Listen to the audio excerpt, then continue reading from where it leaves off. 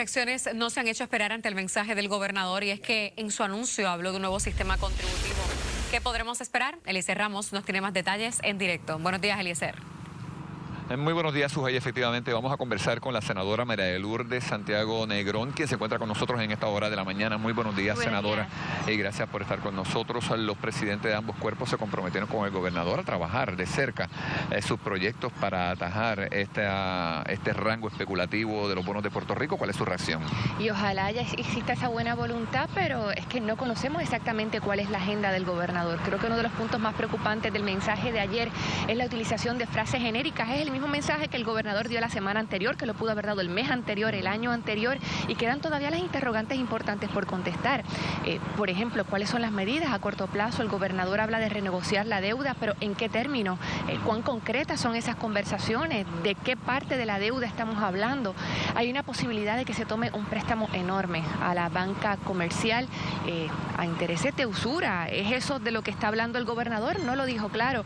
Tampoco en qué van a consistir exactamente las medidas de rigurosidad fiscal.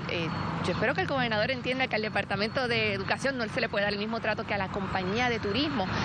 Quedan esas interrogantes de las preguntas básicas todavía por contestar. Pero, por ejemplo, cuando me habla de la banca comercial en Puerto Rico tiene esa capacidad para, por ejemplo, prestar 900 millones de dólares.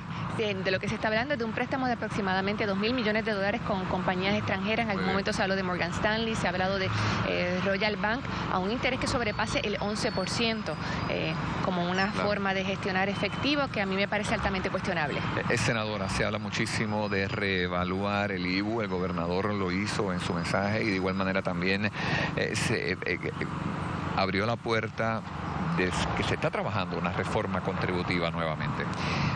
De la reforma contributiva me alegro. Nosotros estamos haciendo ese llamado desde hace un año y uno pensaría que a estas alturas ya debería ser un proyecto en camino. En el caso de la Asamblea Legislativa, que es quien tiene que aprobar la medida en todo caso, no hay ninguna señal de movimiento en esa dirección.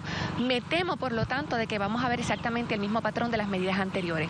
Una medida que viene ya prefabricada de fortaleza, que se impone a la Asamblea Legislativa, así que hay que tener mucho cuidado con el sesgo que tome la iniciativa del gobernador. En cuanto al tema del IBU, todo el mundo sabía que era lo que nos esperaba con el IBU. No es como que aquí sea una sorpresa la deficiencia en los recaudos, el efecto que tiene en la gente que menos ingresos genera. Debió haberlo pensado antes el gobernador. ¿Considera usted que el Ejecutivo va a la par con el Legislativo o viceversa? El Legislativo está yendo a la par con la fortaleza. Aquí hay medidas de exenciones contributivas y hay más de una medida a tales efectos. Quizás por motivos que tienen que ver más con política interna, con asuntos partidistas que con otra cosa.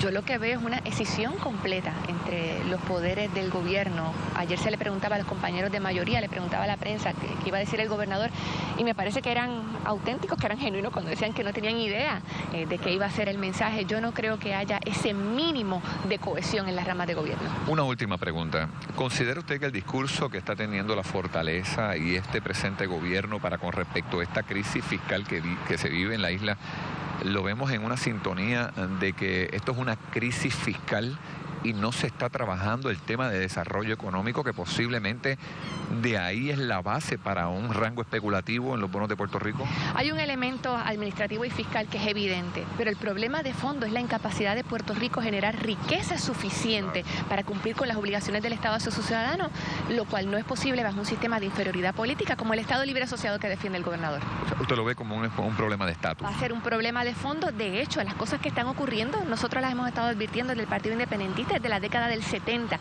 Si un sistema promueve dependencia y pobreza, lo único que puede cosechar es pobreza y dependencia. No hay que ser un genio de las finanzas públicas para llegar a esa conclusión. Senadora, muchas gracias por levantarse temprano y llegar con nosotros aquí a Tu Mañana para brindarnos la información. Bueno, compañeros, regresamos con ustedes a los estudios. Muchas gracias, Eliezer.